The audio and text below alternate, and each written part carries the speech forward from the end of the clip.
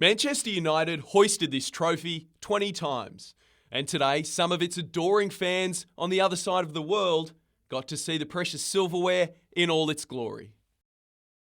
Fittingly, the trophy was flanked by two Man U legends, Dennis Irwin and Brian Robson. The pair posed for photos and signed autographs, which for these brothers meant the world. It was our late brother's shirt. He was a big Man U fan as well, so it means a lot to get those autographs. The renowned Red Devils were then whisked off to a coaching clinic with some lucky Hunter juniors. The pair played more than 700 games for United in total, but today they kicked around with kids only new to football. Pass on a little bit of knowledge of something which they enjoy and they really enjoy doing. And what they have got to do is take that on board and go and practice it, because that's what makes perfect in a sportsman. The Jets' Connor Chapman will have the honour of playing against Man U's current crop on Saturday. An opportunity Dennis and Brian believe could be a springboard to bigger things. When we go away and we play against different opposition anywhere in the world, Manchester United are always open for, if there's a real good player who plays well against us, the scouts will watch him. Paddy Kilmurray, NBN News.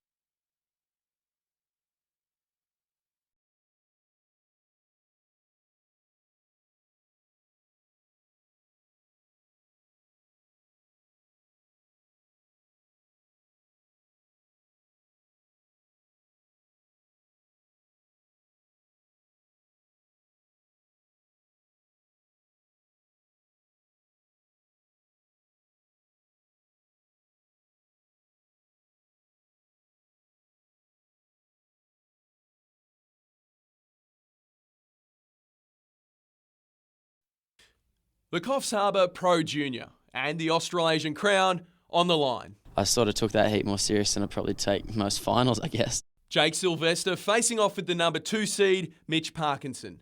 The pair were expected to meet in the final, but with Parkinson submitting a late entry, they found themselves locked in an opening round battle for the title. I just assumed, I was like, this is just going to go on to the end of the comp. It's going to be really tight. Sylvester's powerful style proved too much for the Queenslander. The heat win gave the 21-year-old enough points to take the crown and a spot on the Junior Worlds team. Yeah, I can't wait. I just found out it's going to be in Brazil later on in the year, and I've never been there before, so I'm really excited. It also secured Sylvester entry to one of the richest pro junior events in the world, the US Open, which gets underway next week. That's where he'll likely renew his rivalry with Kanoa Igarashi, the man he beat to claim his second title at Surfest. Kanoa lives at Huntington, so it's kind of like the tables will turn. He's gone from being the away guy to being the local, and I'm sort of going to be on his turf. Paddy Kilmurray, NBN News.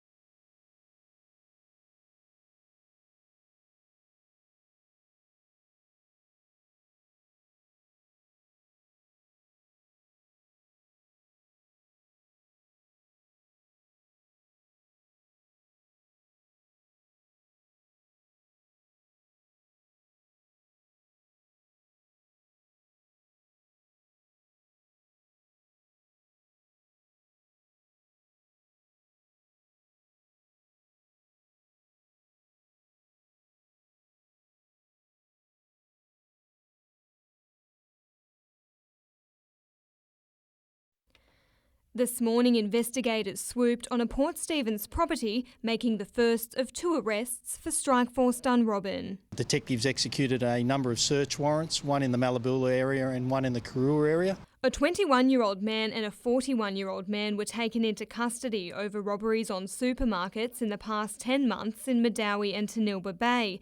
Police allege they were working together. They're now facing break, enter and steal charges. There was an obvious pattern that was identified relating to these particular break-enter and offences, and that was the reason that we put together this joint strike force. Officers say they also seized several tools from the properties, including a sledgehammer and jimmy bar. There was substantial damage, as I understand it, done to these particular buildings during these offences. Both men were refused bail and are due to face Newcastle local court at a later date.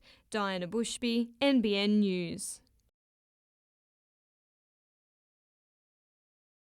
It's illegal, unsightly, expensive and has the Blues seeing red. The problem, it's out of control. We're copying this sort of thing twice, 3 times a week. Council and the club are at wit's end over the relentless vandalism. The gentlemen that were coming from the council and clean the graffiti off were here yesterday till 1 o'clock yesterday afternoon, and between 1 o'clock and 4 o'clock yesterday afternoon they've tagged us again. We spend around $230,000 on removing vandalism from council properties. And it's not just graffiti. Petty crooks have broken into the canteen twice over the past fortnight, kicking in the door, stealing food and even making their mark on the pie cabinet. If it's not graffiti or it's not breaking in, there's glass scattered everywhere.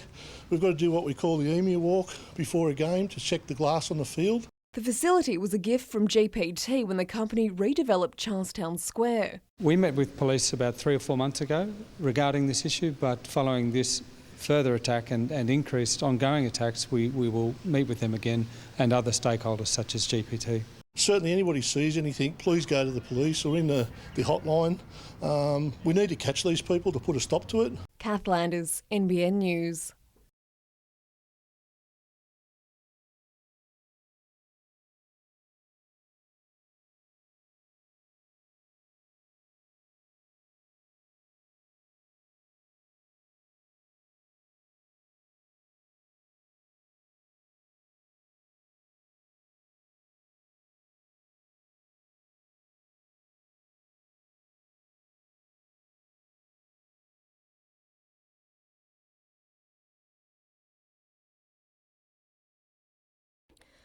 For the past 10 years, Christina Steele has called this village home, but now fears she could easily be evicted if a draft bill is passed by state parliament.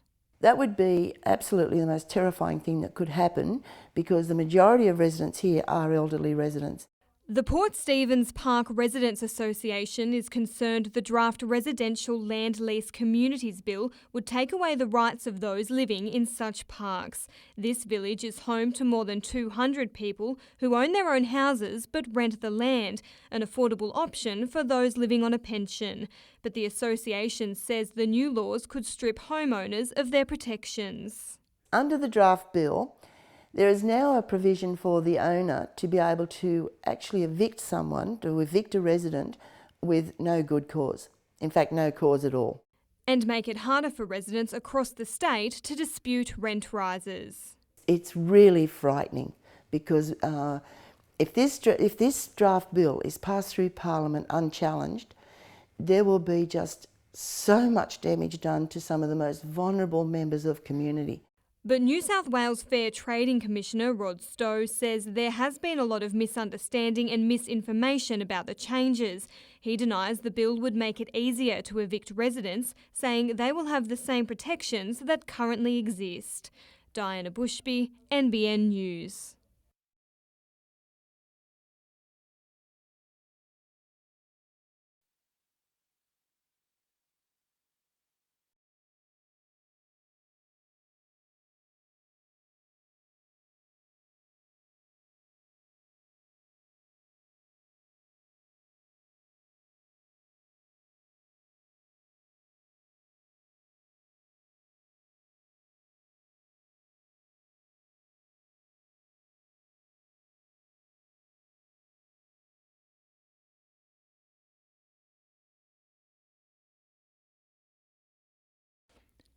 A sign of the times.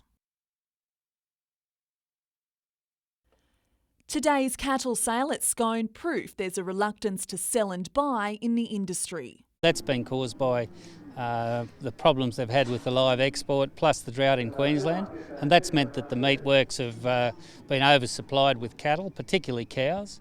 Making abattoirs the biggest winners. The abattoirs are able to pay what they want to pay. They're not paying the seller any premium, so it's really impacting on the sellers at the moment. These 8 steer calves would have fetched up to 240 cents a kilo this time last year, but were sold for around 182 cents today. These prices are well below the cost of production. They're prices that we were looking at probably 20 years ago, and with rising costs and all the rest of it, a lot of people aren't breaking even. And while the Aussie dollar drops, the cost of feed and transport for producers like Merrywar's Rob Gill is on the way up. It's no different to a family in Newcastle. That the electricity price, for example, is probably doubled this last 18 months. And I'm not sure governments quite understand the problems of average people. There's been the expectation there from producers that this market will improve. And at this point, it hasn't really done that.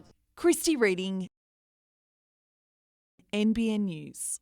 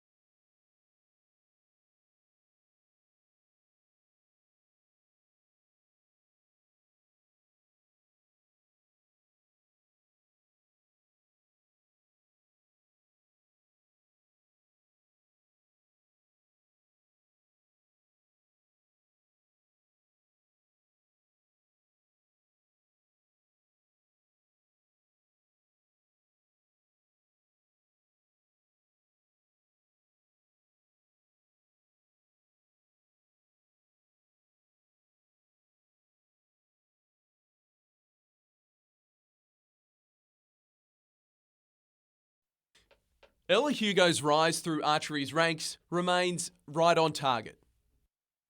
In May, she competed in her first World Cup event and surprised even herself. I ended up ranking 17th in the world, which I was really ecstatic with. I was the highest ranked Australian woman. From China, she earned a spot in another World Cup round in Turkey before returning home for the National Youth Championships.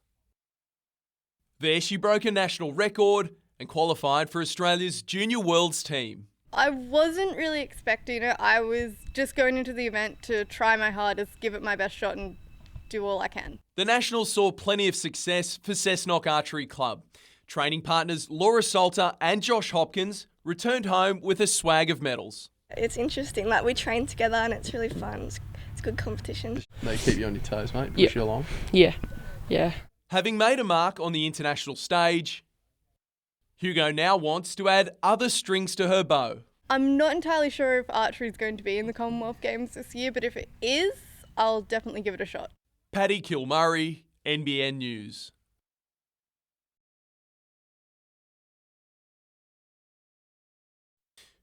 It's the lawn bowls equivalent of the Bledisloe Cup. For 3 days, Australia and New Zealand do battle in the Trans-Tasman Test Series. Trans-Tasman rivalry, what does it mean to you?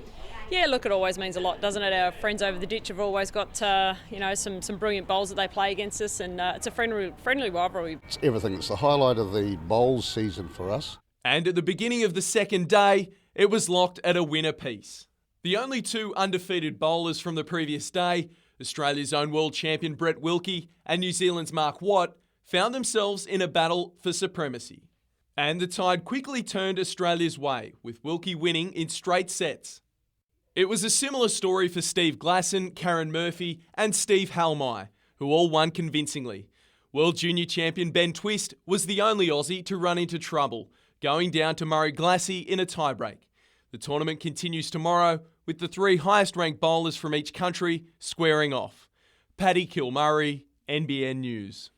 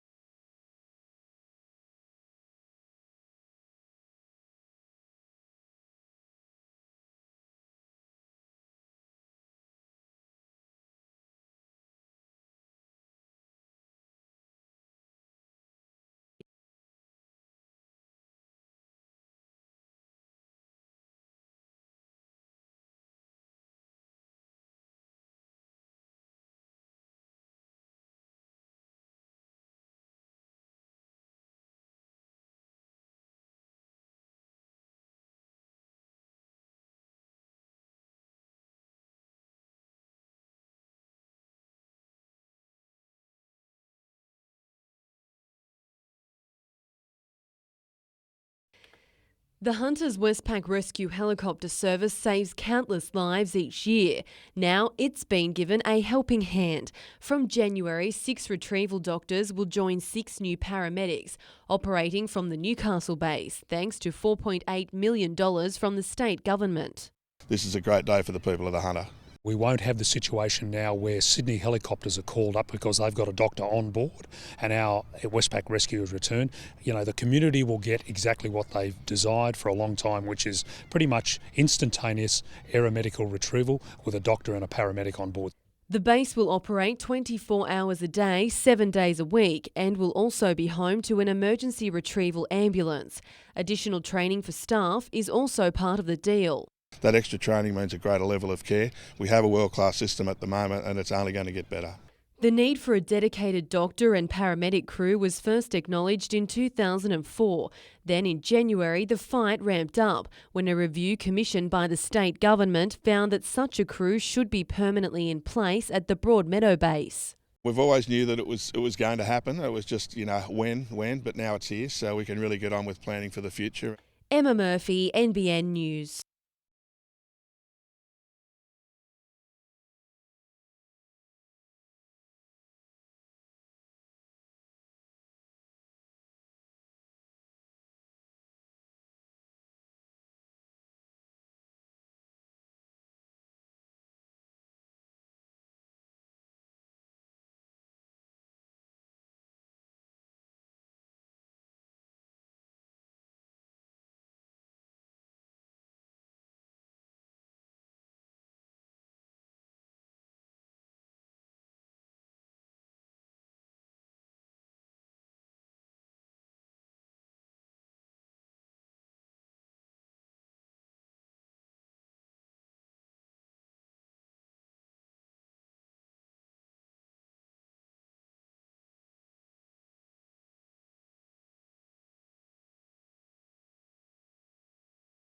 If it's 17th century, it's a very, very expensive old. It could be $50,000 to $70,000, or if it's a 19th century copy, it's worth $1,500.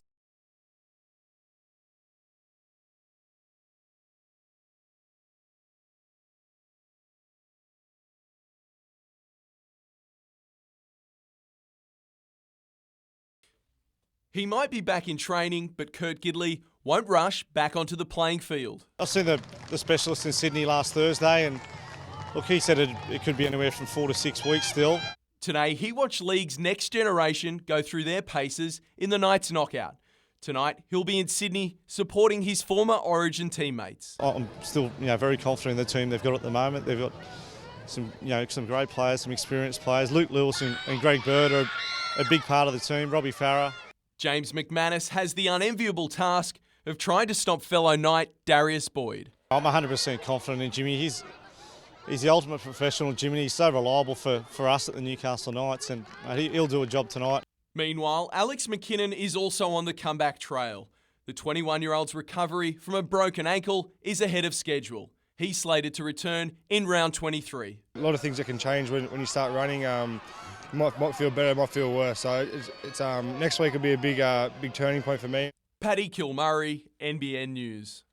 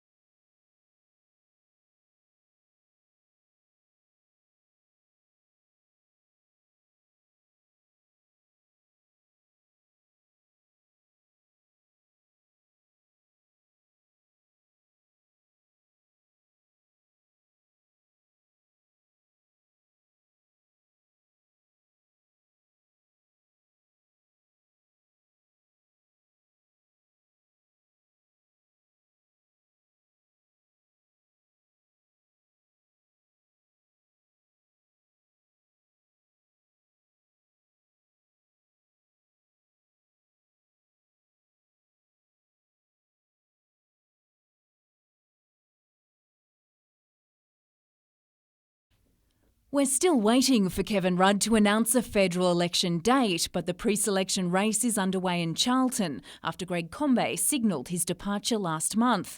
It's expected to be a tight tussle between the main contenders, all young men, including Combet advisor Pat Conroy, who's been endorsed by his outgoing boss.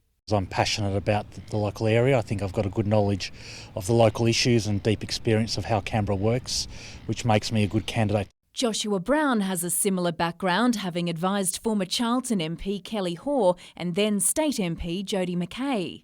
I've served an apprenticeship with a number of members of parliament and a minister. I'm currently working in local government. I was raised in Morisset. I grew up in the area. I've got really deep connections with the area still. Union organiser and Lake Macquarie councillor Daniel Wallace from Macquarie Hills is another considered a strong chance. I received a number of calls from people saying I should put my hand up. I've been asked to put my hand up before with council. I've been on council for 5 years. I've represented the Labor Party.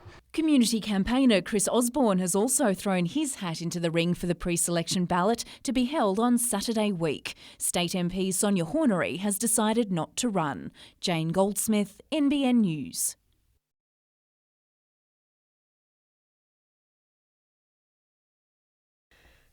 Father William Burston was heckled as he left the Commission yesterday. This morning, Commissioner Margaret Cunneen apologised on behalf of the inquiry for the taunts. Father Burston's evidence then resumed with counsel assisting David Kell, examining how and when he became aware of child abuse allegations against Dennis McAlinden.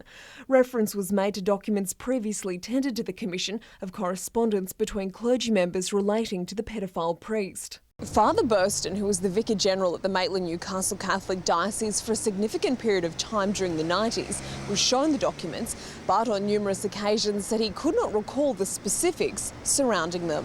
David Kell put it to him that it might be considered inconceivable that he would not remember such a striking and memorable occasion like the first time he learned of the McAlinden allegations, to which Father Burston replied, probably yes, before adding he has problems with his memory in general, citing multiple anaesthetics as the cause.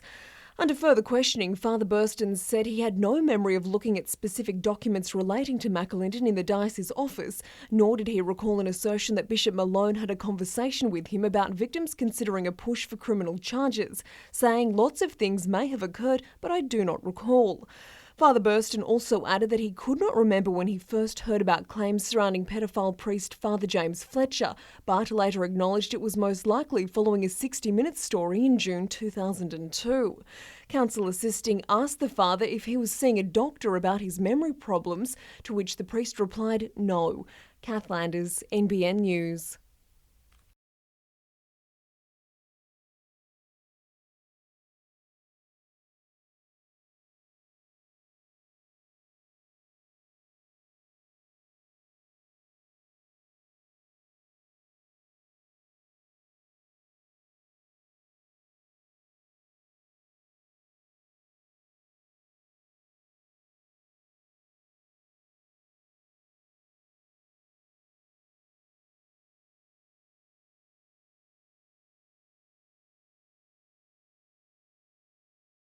It reinvented an ailing CBD. Renew Newcastle's out-of-the-box approach has now placed 130 artistic projects and breathed new life into 60 buildings. We're certainly not at the high-tech end of the innovation spectrum, but in terms of that sort of practical roll up your sleeve, solve a problem in an interesting way and then see how that's applied, that's definitely what we've been doing and doing it well. It's one of a string of organisations and businesses highlighted in the Hunters Innovation Scorecard, launched today.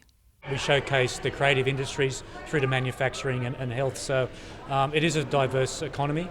HMRI, the Newcastle Institute for Energy and Resources, HunterNet and Slingshot have also been singled out as so-called enabling organisations, helping make things happen in the Hunters' $37 billion economy. We're not just all about heavy manufacturing and coal. Sure, we've got that and are good at it, but we've got a whole range of other industries that we're fantastic at. The Hunter is the first region to develop an innovation scorecard, the story told in a video, and there's also an app available. Regional Development Australia Hunter will now take the project to the big smoke, launching in Sydney later this month.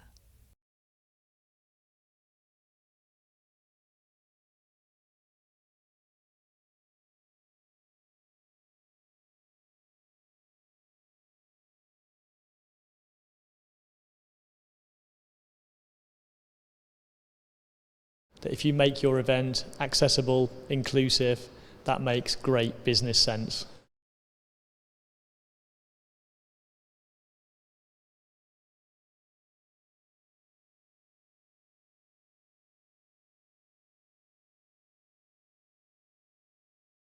It's been a long time between origins for James McManus, but it was worth the wait.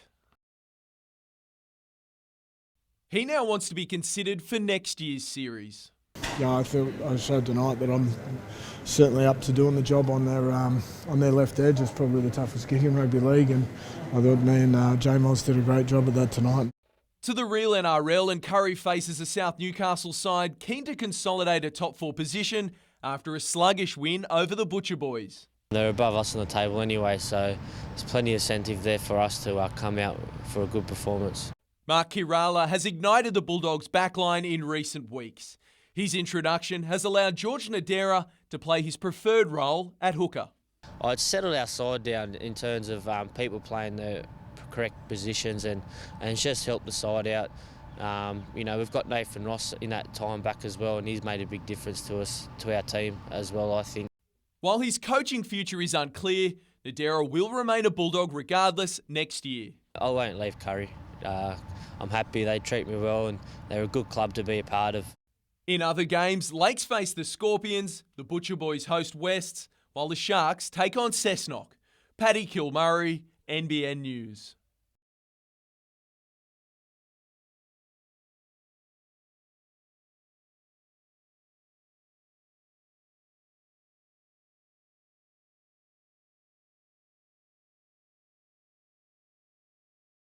Big thing for me will probably be discipline and structure in our side. I know what it sort of takes to win big games and to win championships at a high level.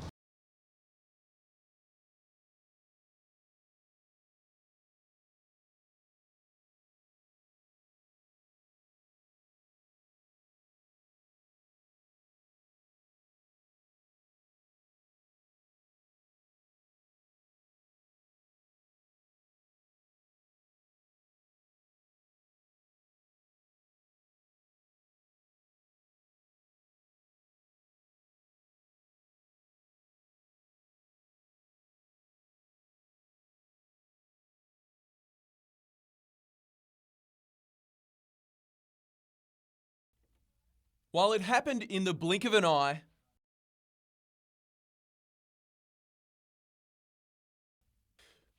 the rebuild has been the complete opposite. Drew Russell is confident he can get his car back on track for the next round in Queensland, but his clash with Rodney Jane has hit the team where it hurts most. It's definitely very difficult for a small team like us. It's probably going to be around about a $25,000 crash. So for us, even getting to the next round, which is next week, basically, is going to be a huge hurdle to overcome financially. Townsville was a much happier hunting ground for his brother, Aaron. His 4th place finish moved him into 8th overall. He was top 5 for the round, and for the last race he was fighting for a podium. So for that result, it's the best result of the team so far, and everyone in the team stoked for him. He did a really good job. With 4 rounds still to go, the team is hoping more sponsors will come on board to help them get through the season. Yeah, that's right. With a hit like this, we simply cannot afford to fix it and do the rest of the year. So we need as much support as we can get to get to the next round even. Paddy Kilmurray, NBN News.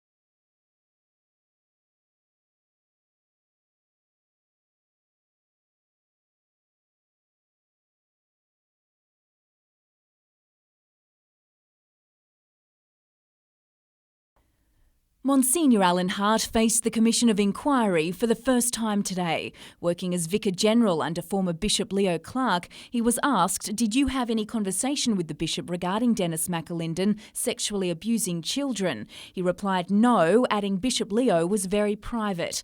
Minutes later, he conceded that he did have a conversation with the Bishop in early 1993, after a victim of McAlinden approached him in the hope of stopping the priest from reoffending.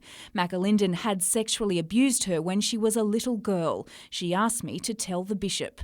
The Commission was told about a letter from Bishop Clark to McAlinden, which read, in light of your health, I hereby confirm your retirement and withdraw your faculties. Asked, was that a coy way to refer to his propensity for abusing children, Alan Hart said, that sounds likely. As McAlinden was now deemed sick, he was provided with a food allowance from the Maitland Clergy Sick and Retired Priest Fund. Earlier, the Commission was told Father William Burston's ability as a witness had been compromised after being approached outside the inquiry on Wednesday. His cross-examination was adjourned until next Friday. The Commissioner said by next Friday the stress of the most unfortunate events may well be behind him. Jane Goldsmith, NBN News.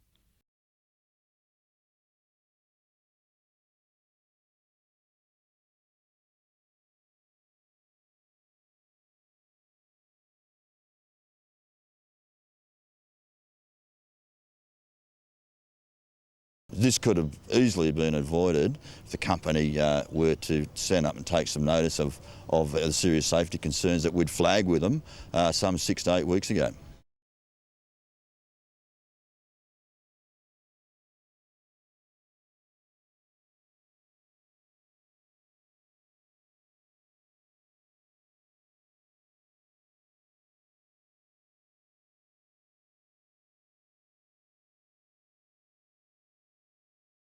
The Hunter has long been a popular tourist destination.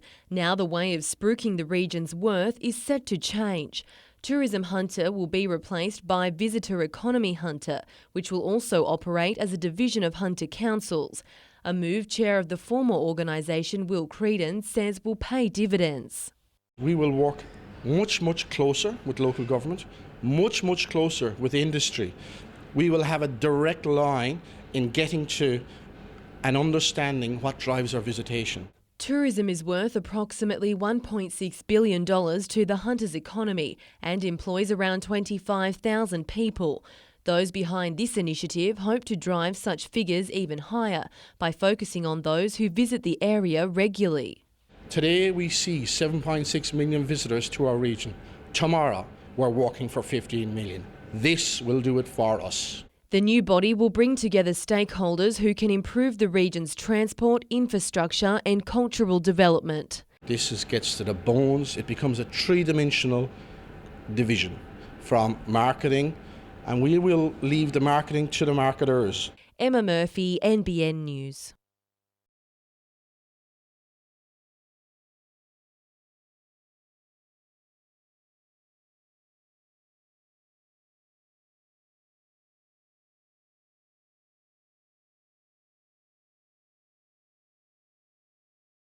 There's going to be a change in the way we have to deal with the environment. You know, issues like balanced land use, how we manage the agricultural economy and mining. An organisation like the HVRF should be at the forefront of those issues.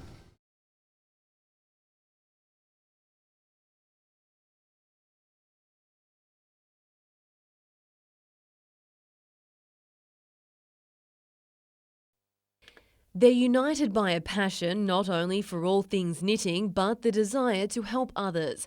For over 20 years, Wrap with Love has provided more than 160,000 wraps for people who need them most.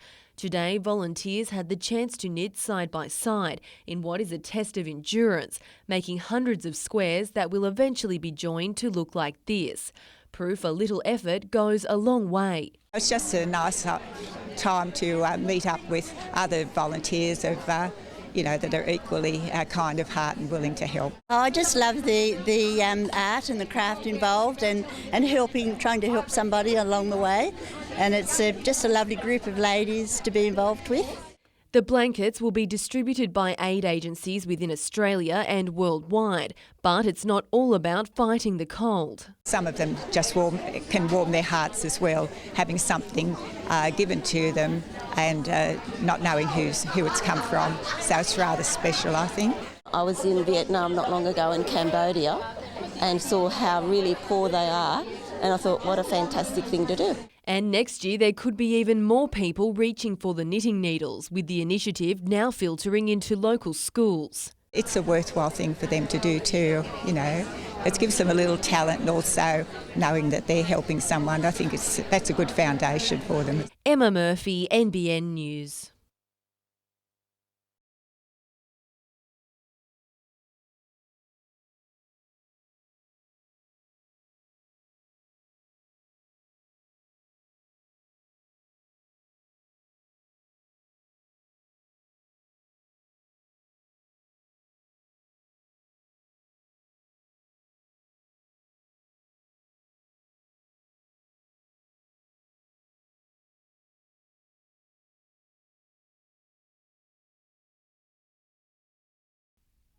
The Waratahs set the pace early before injuries and suspensions saw them drop back to the pack. Despite recent wins, player coach Hayden Peterson isn't satisfied. People have said we've been going okay, but we've dropped 2 games that really we shouldn't have. Pretty much bad decision making and a few silly mistakes along the way. So we're not that happy about the way we've been going the last few weeks. We want to get the wins on the board.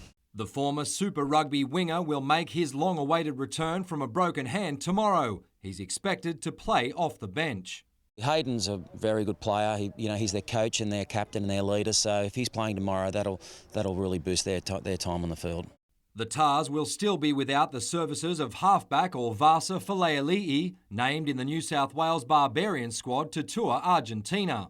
I think if he gets on the field and plays to his potential, then he'll get signed up down there for sure.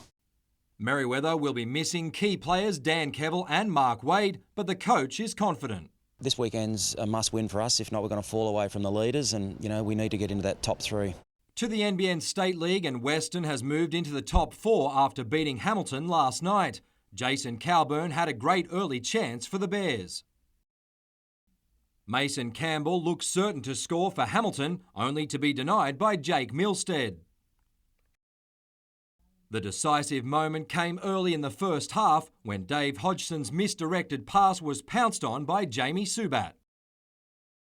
Clayton Poole almost found an instant reply for the visitors. The Bears' Rob Macbeth had a golden chance to double the lead, but one would be enough. Both clubs don't get much rest, with Western to play Valentine tomorrow. On Sunday, Hamilton faces the Blues and South Cardiff hosts the Magic. Mitchell Hughes, NBN News.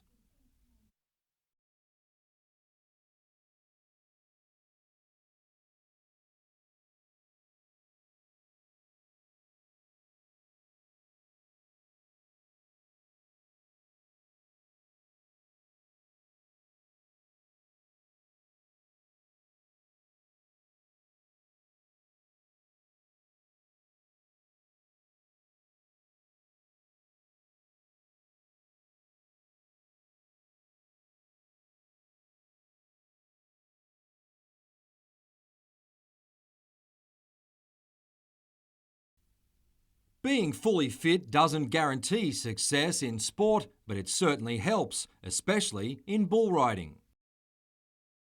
Tomorrow night in Sydney, Willow Tree's Clancy Butler will try to win his second straight PBR event despite a broken shoulder blade. You can't get no more broken, so probably Monday morning come through. I'll probably go in for surgery and get him all fixed up through then, and but Monday's a fair way away, so we'll just see what happens on the weekend. Last weekend's win in Brisbane was Butler's first on the PBR series. Not bad considering he qualified last in the 22-man field. At 27, he still dreams of following fellow Aussies such as Brendan Clark to America. A lot of them boys, they're a big inspiration just to watching them. It's just a dream come true. It's just how much you want it and go and do it. And them boys, they've proved that Aussie boys can do it over there. Mitchell Hughes, NBN News.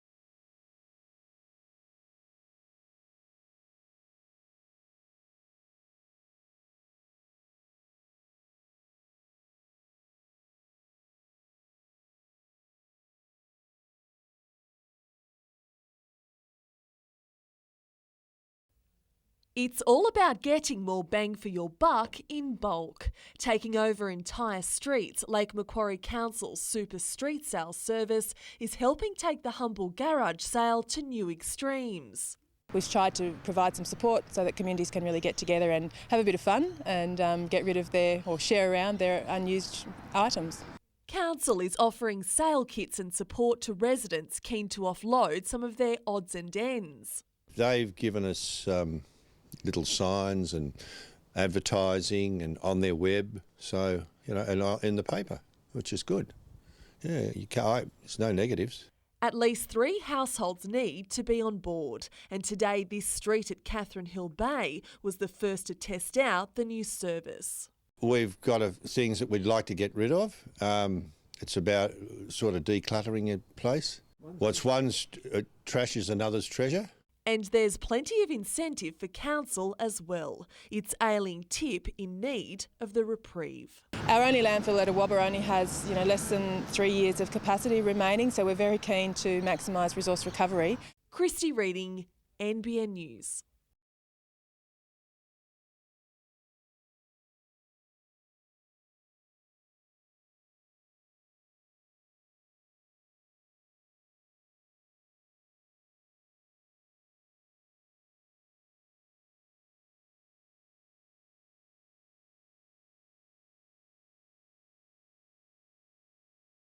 Hopefully those DNA strains will come through and be reconciled with one of the skeletal remains found in the burial pit at Pheasant Wood at Fromell.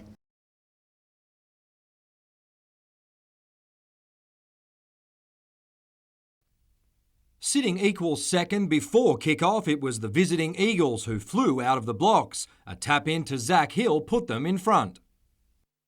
Joel Wood had several decent chances to double Edgeworth's lead, but couldn't hit the target.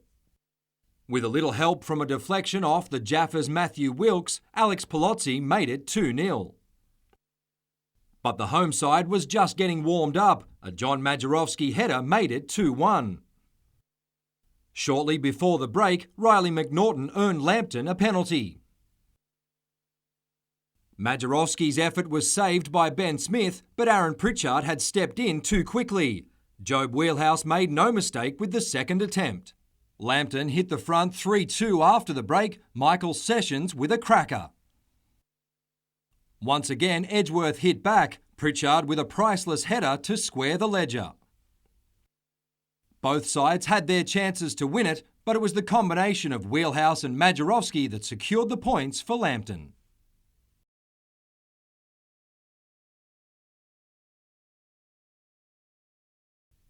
Poor goal kicking has cost Merewether plenty this season. That trend continued early against the Tars. Fortunately, the Greens still know how to score tries. Gareth Ernst and Ryan Lamb combined to put the home side in front. The Waratahs found an instant reply. Orfaga Lalaga produced a miracle ball out wide before Troy Nico crashed over. Once again, Merewether went left. This time it was Aidan Kelso who busted the Tars wide open. The men in red struck shortly after the break before a penalty to both sides made it 15-all. Henry Sandys had a big hand in restoring the Greens' lead. His run was quickly followed by a try to Sam Clifton. When Mick Gill copped a high shot, the Tars were one short. Ernst soon made them pay, setting up Adam Nolan, who scored right in front of coach Stacey Sykes. In the end, a late try to Reece McKeon wasn't enough for the visitors.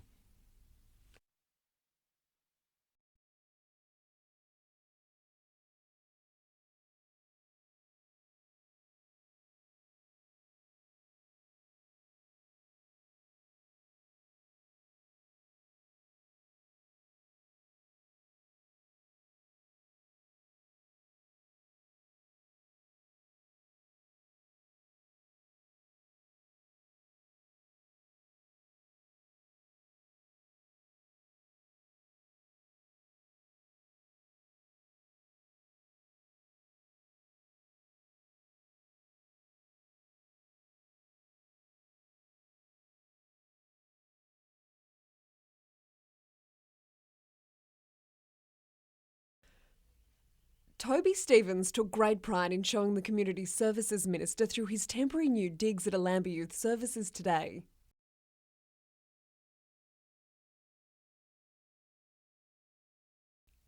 The 17-year-old wound up heading down the wrong path after leaving the family home. Being close to being homeless, so getting kicked out of a rental property, and yeah. But since arriving at Allambie, things appear to be looking up. I lived in Allambie for 3 months and yeah, loving it. The centre has just won a $2.2 million government tender to provide specialised support services for kids who wind up on the wrong side of the tracks and their families. Helping them get back to their families when that's possible, but really the most important thing is stabilising their lives, keeping them at school. We all know, don't have an education, you've got no chance. The Youth Hope program will see $40 million spent across the state over the next 4 years to help 9 to 15-year-olds who are at risk of harm due to violence, neglect and substance abuse. So every child gets an individual service. It's no longer just a program where kids are supposed to fit in with what we have available. 15-year-old Courtney Murray agrees a more individualised approach is needed to the very confronting realities of falling into foster care. I wish someone could just come in and work with me and my family, which I thought would be a great thing, rather than just taking me straight out of care into the refuge. I was 13 at the time and, you know, it was scary. Kath Landers, NBN News.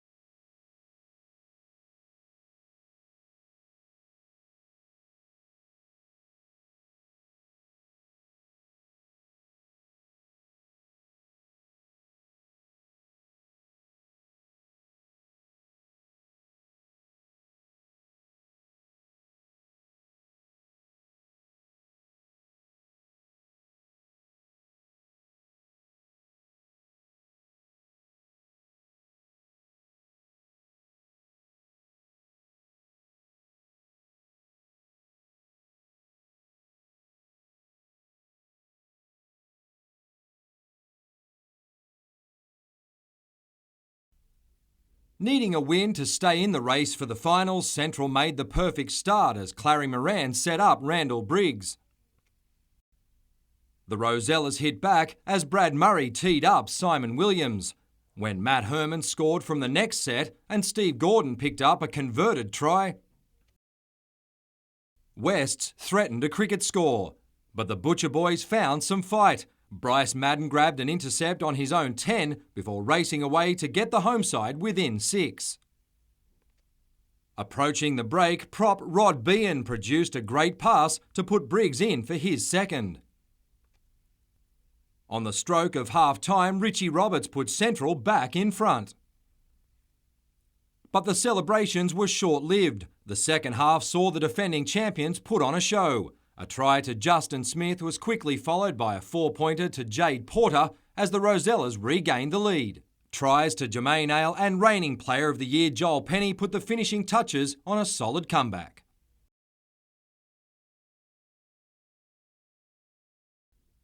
He hasn't been a first-grade regular this season, but Pat Brown will be tough to drop after today. His first effort needed some help, but it still put Hamilton in front. A minute later, he doubled Olympics' lead with a goal that was all class. For Charlestown City, genuine chances were few and far between, The home side could have had 3, but Clayton Poole and Andrew Swan were both denied by Andrew Goldman. Brown continued to cause problems. Shortly before the break, he was brought down by Reen Ferguson. Brown's hat-trick was in the bag before half-time. The second half started better for City. Hamilton's Thomas Davies was shown a straight red for handling the ball. Kane Goodchild gave the Blues a glimmer of hope from the spot. Goodchild had a golden chance to make it 3-2, but it was the home side who claimed 3 valuable points.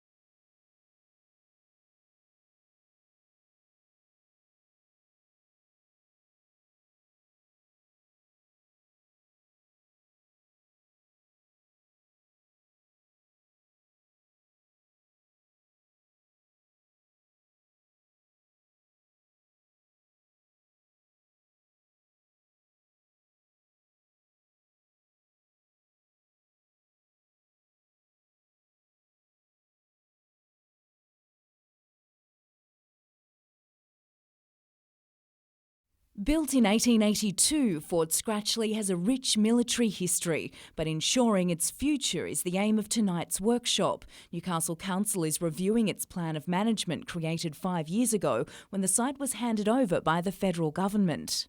Main funding issue is with restoration. If someone gave us a cheque for $1 million, we could spend it and we would still not have this place back looking like it should. There's currently no entry fee to the fort. Apart from money raised from guided tours by volunteers, Council pays the operating costs. People want to see improvements in terms of public domain about seating and lighting, and maybe using the site for some smaller events and actually extending that use. Certainly the multi-purpose centre's getting a lot of use for weddings and functions and events.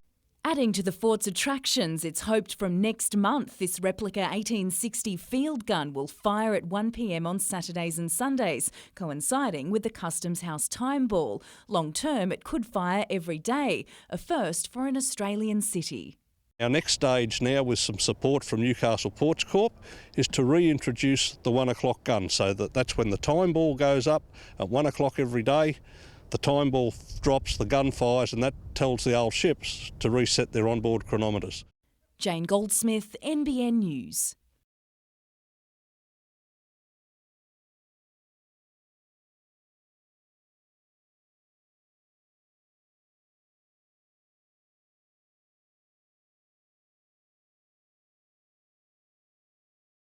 It's designed to show everybody where they're likely to find asbestos in and around the home, and try to educate people what they can do about it and the dangers of it.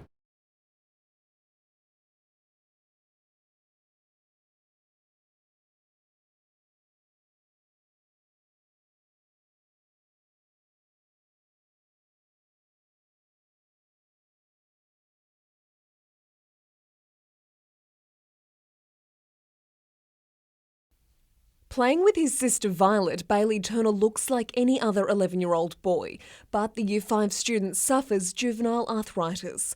The autoimmune disease requires a potent weekly cocktail of pain medication just to keep him on his feet. On a bad day, I get out of bed and it hurts, and some bad days I might not even be able to go to school because of the pain. First routine every day when we get up, I say to Bailey, how are you going? Is anything hurting? And if something's hurting, then we address that particular joint or that particular issue. While Bailey's condition is being managed, health experts say many other people are suffering in silence. Chronic Pain Australia is currently hosting National Pain Week, aimed at increasing awareness and people's access to support. It follows a recent 12-month study in The Hunter which uncovered some concerning results. A major finding was that people were having real problems accessing their health services, and they were also really not understanding what was causing their pain to go on for a long time. Kath Landers, NBN News.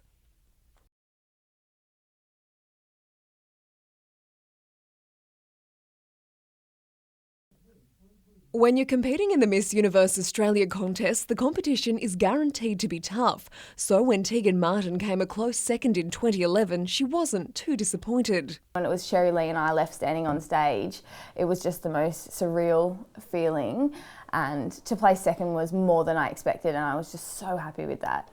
2 years later, there was an unexpected case of deja vu when Olivia Wells was named as the face of Australia for the international pageant in Moscow. What was it like to come second again? At first, I didn't really, I don't know, I think my family was a lot more disappointed than I was, because I had experienced the week and I knew that I had taken so much more from the journey of Miss Universe Australia than just that crown.